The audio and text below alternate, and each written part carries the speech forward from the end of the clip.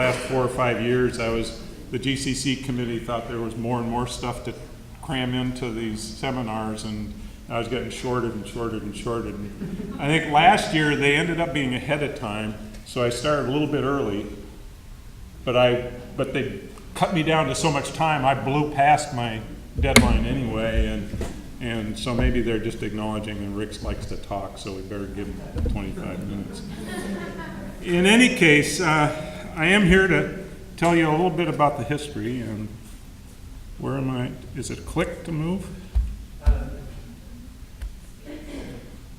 Or a forward arrow? Hello. Sorry. Every machine is different, right? Remember remote? That one.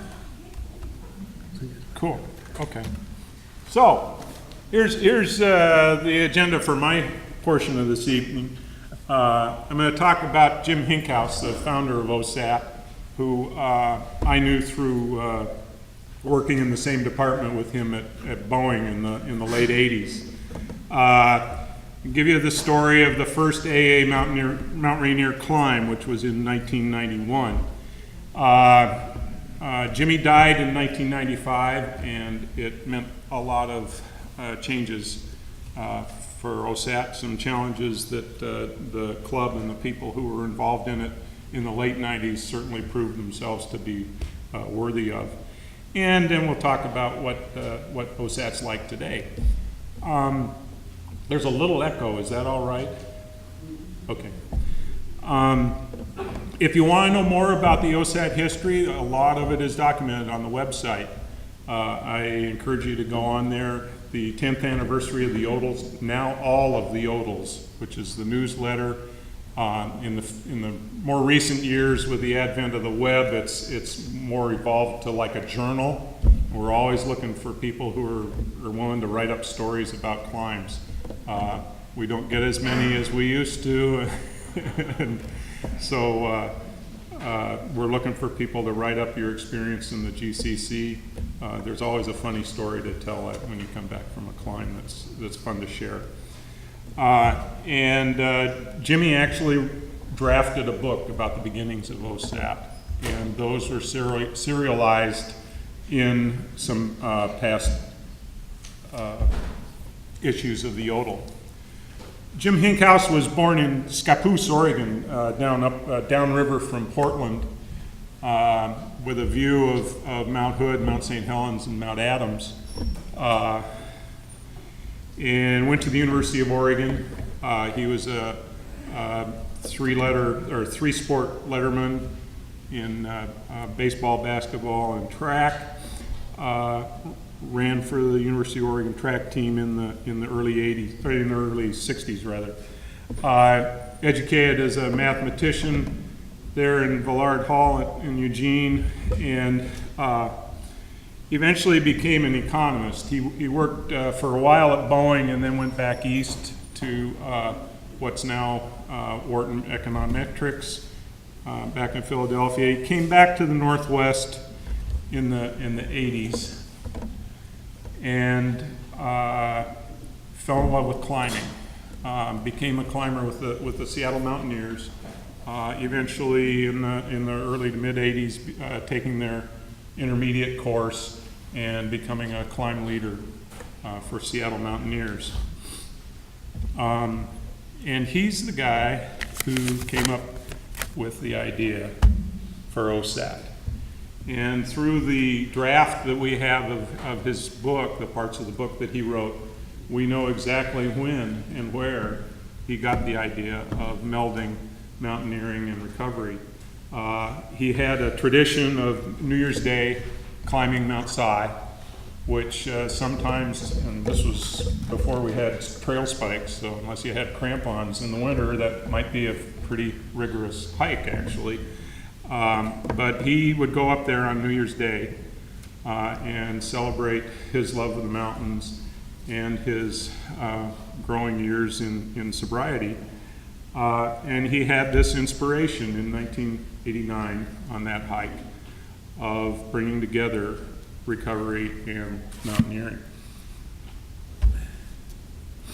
So he started working with a couple of his friends in mountaineers who he knew were in recovery.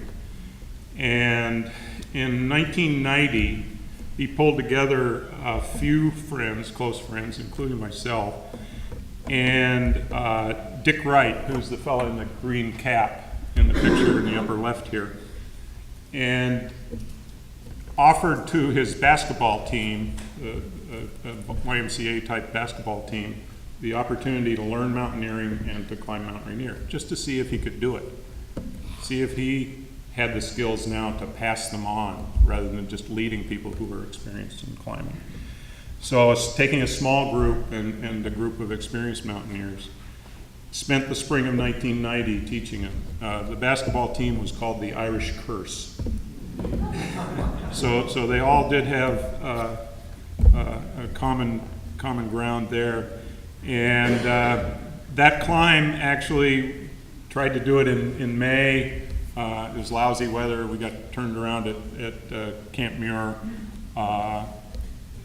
And it was obvious the next day there was not going to be anybody climbing the mountain. And that was the end of the Irish Curse climb. But in the latter half of 1990, Jim worked concertedly towards getting an organization together to pull off what he called the 1991 first AA Mount Rainier Expedition. It ran just wonderfully. It was challenging at times. When I wrote my story for the Yodel in those days about the first climb, I said it started out as Jimmy's dream, and sometimes it seemed like a nightmare because things were coming at us pretty fast, coming at Jim in particular, because it was pretty much a one-man show at that point. Although he had solicited through the Mountaineers, people in the Mountaineers who were in recovery, and so he had a good core of people. But fully 2/3 to 3/4 of the people who were involved starting in January of 1991 began with little or no mountaineering experience, just with the desire of having seen the mountain down there year after year and thinking that'd be a cool thing to do. Sure enough, in July of 1991, 35 people who were involved in that first group went up the Emmons Glacier route on the northeast side of the mountain. And the pictures you see here are from, most of them are from that climb, or actually the leaders, a few of the leaders did some earlier climbs in preparation. Jim actually climbed the mountain 3 times that month, including the OSAT climb. But we had 35 people on the climb.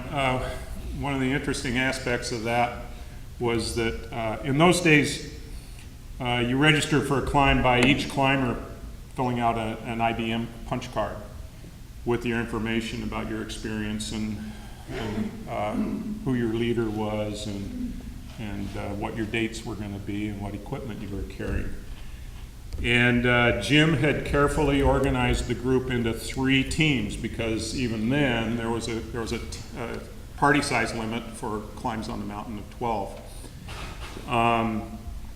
We got up to Emmons Flats above the ranger station there, and he had told everybody, you're on the red team, your leader is so-and-so, you're on the blue team, your leader is so-and-so, and you're on the green team, you're on my team. Jim is the leader.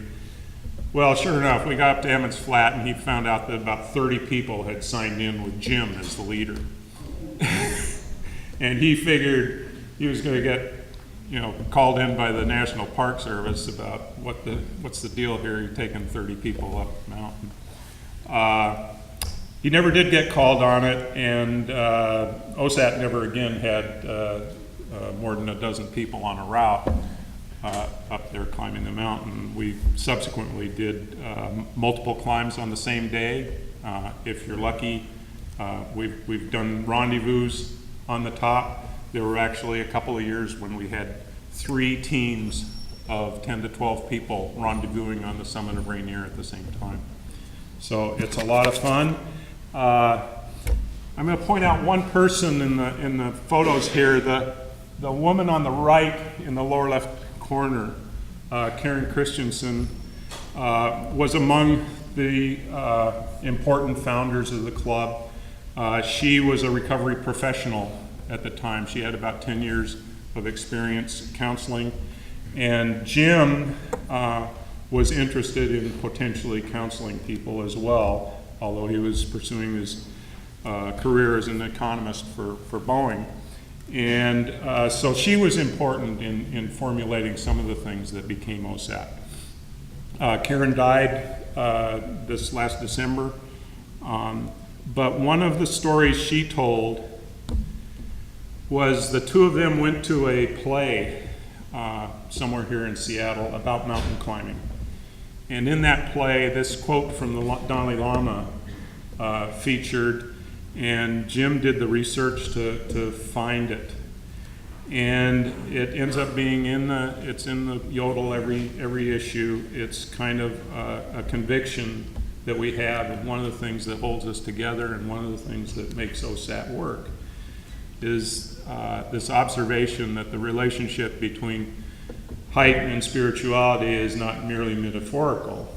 The Dalai Lama says it's a physical reality. The soul is at home in the deep and shadowed valleys.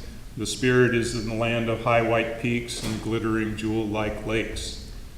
The most spiritual people on the planet, he says, live in the highest places. So do the most spiritual flowers and birds.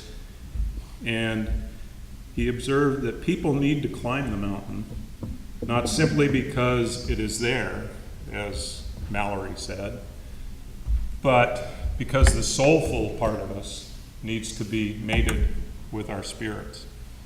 And the spirituality aspect of OSAT is important at different levels for different people, but it certainly rings true for those of us who've been around a long time.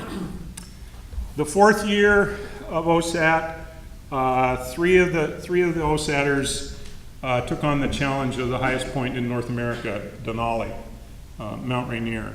McKinley. They didn't come back. They were lost at Windy Corner after spending a couple of weeks in a storm. It was up until that time, and I don't know the record since then, but it was one of the worst Mays in terms of weather for summiting the mountain. They never got above 17,000 plus with their equipment. And in trying to beat a retreat with I think it was 5 other teams of 3 coming down the mountain, they ended up actually rescuing one team out of a crevasse, but as a result of that, they were the last of the 5 teams to come around Windy Corner. And the conditions there got so bad that they didn't actually make it around. They tried to bivvy, and they were found a couple of days later in a crevasse where they were evidently trying to set up camp. How many of you new students have been up to Tiger Mountain yet? The OSAT meeting site. Okay, that's the lower right here is a memorial plaque that was placed 6 months later after Jim and his climbing companions Scott Hall and Tom Downey died on Denali. And Jim had already set the wheels in motion for a permanent OSAT. And we were blessed by the fact that he had done that. A couple of years earlier, he had said, I can't do it all, and began getting people to step up to the many things that it takes to run an organization of 100, 200 people, now more than twice that size. OSAT was incorporated in the state of Washington and eventually got an IRS designation as a charity, as an educational organization. So if you give more than your $12 a year and you itemize your deductions, you can talk to your tax advisor about it.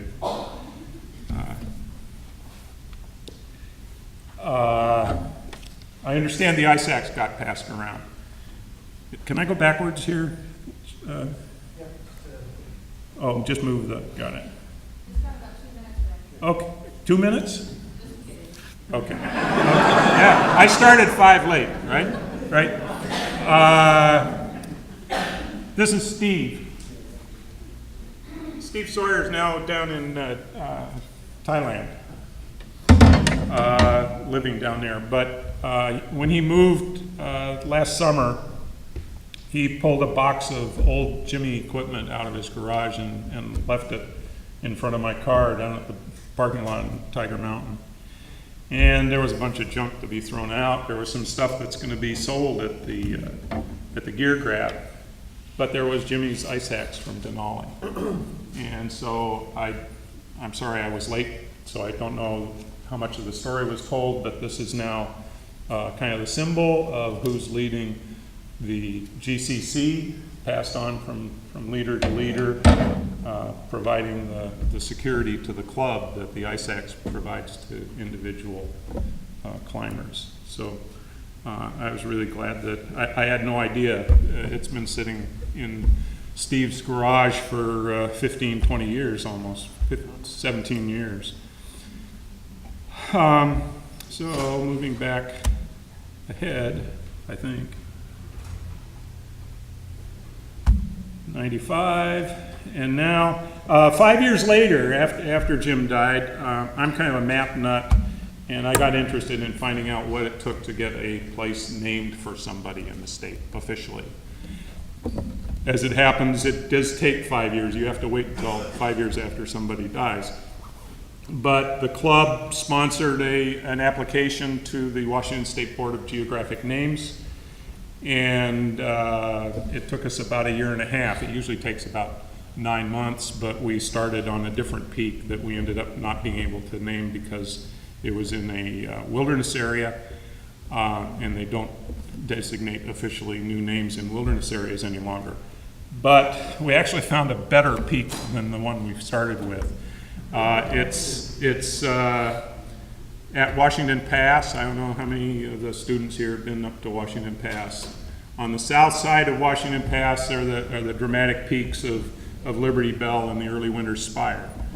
Right above the big overlook that you turn off at Washington Pass to the north is Hinkhouse Peak. It was unofficially named. It had 3 or 4 various names that had been used over the previous 70 years, 80 years, and we were able to nail it as Hinkhouse Peak. It was approved in December of 2000, and in June of 2001, the U.S. Board of Geographic Names accepted the name of Hinkhouse Peak as the official designation. And if you buy a Green Trails map of Washington Pass now, Green Trails finally revised their paper map, and it's got it designated. So it's a fun climb. You'll see people in this picture, and in the picture at the end of my pitch, which is also at the top of Hinkhouse Peak, includes people who've been around OSAT for 20 years plus, people who got up there and thought they weren't going to do the little rappel that you got to do down into the notch. I don't know if you can tell here. It looks like a hand, and there's one of the names of it was the Towers of a Throat Gripper. And between this first point and the true summit, you actually have to rappel down into the notch and hope that you're going to be able to climb back up out of it when you finish going to the summit. But it's a fun climb. Everybody enjoys it regardless of their experience. So where are we today? One of the things that you'll learn, or if you've been up to the AA meeting at Tiger, you hear it every Tiger meeting. They explain that the AA meeting is separate and distinct from the outdoor club of the same name. This is the outdoor club of the same name. They got started at the same time. They were set up for reasons of respect to AA traditions. we now have more than 400 members. The communications is now no longer constrained by Jimmy's voicemail. And we have monthly meetings on Mercer Island with some entertainment on second Wednesdays at the Congregational Church, and I encourage you to go there for more socializing. There's a little bit of business that transpires beforehand. The club is guided by a 5-member board of trusted servants, the bots, and the bots are the ones who said, "Yeah, Mike, you're okay. You can lead." Where's Mike? The head of the GCC and committee and the treasurer are the 2 officers in the OSAT club that are approved by the board specifically. The others are voluntary positions. The AA meetings, again, separate and distinct from the club of the same name. Tiger Thursdays will start up again here in March. Traditionally, it began in 1991. They decided beginning daylight savings time as their conditioner for that first OSAT climb. They'd go up to Tiger Thursday nights and have a meeting. And come the end of daylight savings time, the Thursday night meetings stopped. Actually, they moved, and now they stop. The last 5 or 10 years, they haven't. The Thursday night meeting is only organized on daylight savings time. But subsequently, a Sunday morning meeting began, and the Sunday morning meeting is year-round. How many people have been up to that?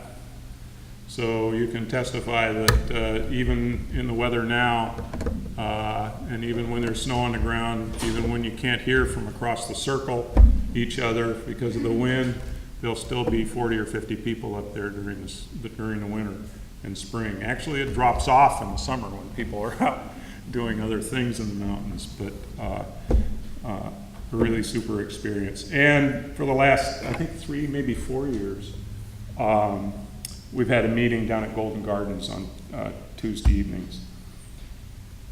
It should be playing an animation here. Hello. Oh, there we go. In 2005, I guess, after the unfortunate death of a member, not a mountaineering-oriented, a related death, the club got a lot of donations from his friends and family to OSAT, and we were lucky enough to have enough financial wherewithal to buy into a really neat web management program. And as a result, our membership chairman didn't have so much responsibility in hounding people into staying in the club, and our membership has really grown the last 5 years or so. We're stabilizing, it looks like, somewhere right around 400. And one of the reasons I was glad I was given a little extra time was because one of the things I used to do, but now there are more people picking up the responsibilities for seminars, is talk about safety. And I've lost some friends, 5 friends in mountaineering accidents, probably twice that many just for other reasons over the last 22 years, associated in one way or another with climbing. And in the end of my safety lectures, when I was doing that, I closed it out with this quote from Edward Whymper. Does anybody know who Edward Whymper is? No? Does anybody know what the mountain is? That's the Matterhorn, and Edward Whymper was the first person to summit the Matterhorn. The first thing to tell you about it was he summited it on his 7th attempt. So if you take 7 attempts to climb Mount Rainier, don't feel bad. A lot of mountains take people 7 attempts. Tenzing Norgay, who climbed Mount Everest with Sir Edmund Hillary in 1953. That was his 7th time on the mountain, okay?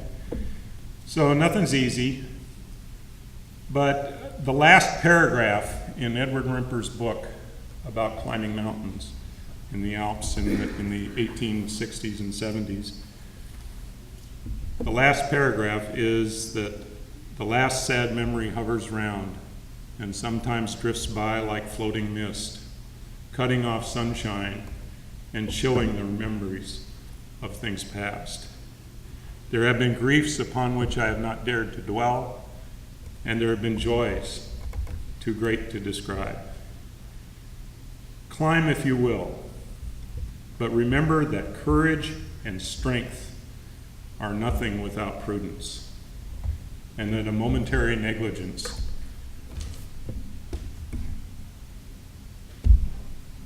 no momentary negligence can cut short a lifetime. I can't remember exactly what the word is, and I should know it. Anyway, do nothing in haste. Look well to each step, and from the beginning, think what may be the end. So I was gratified years ago when I ran into a student, not even in a climbing context, but he was still climbing. He wasn't around OSAT much. But he came up to me and he said, I still remember those 7 words, Rik. Courage and strength are nothing without prudence. You got a little talk about building up your strength, and that's certainly going to be necessary. And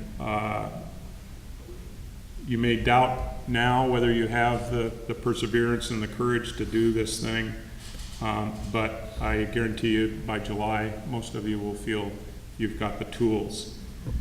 But there's a third component to climbing, and that is knowing your limits and what's going on about you and what the limits of your organization are, your fellow climbers, and what the mountain is doing to you.